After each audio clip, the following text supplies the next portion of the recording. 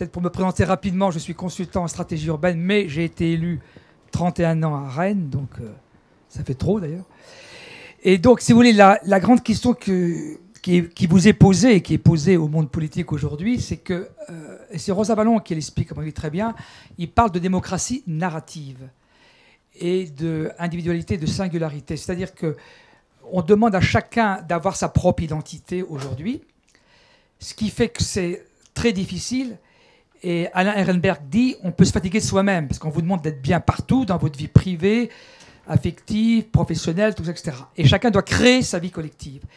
Et aujourd'hui, les cadres des collectivités locales, les agences d'urbanisme, en plus de votre compétence technique, il faut avoir cette compétence sociétale. Parce que dans un monde incertain, où l'incertitude est dans l'action comme dans la connaissance, eh bien, il faut pouvoir construire à la fois un récit dans lequel chacun se sent partie prenante et en même temps inventer des solutions qui ne sont pas données. C'est pour ça que le mot de la ville durable est un mot idiot, que la ville dense est un mot idiot, que la ville elle est multiple et que, comme le dit saint Augustin, donc relisez saint Augustin, la ville c'est des pierres et des hommes. Et qu'il faut arrêter d'avoir un discours technique. Ça ne veut pas dire que la technicité n'est pas nécessaire, elle est fondamentale. Mais il y a à la fois de la technicité, il y a à la fois de l'usage, mais il y a ce qui manque souvent, ce que j'appelle la ville sensible, le sensible.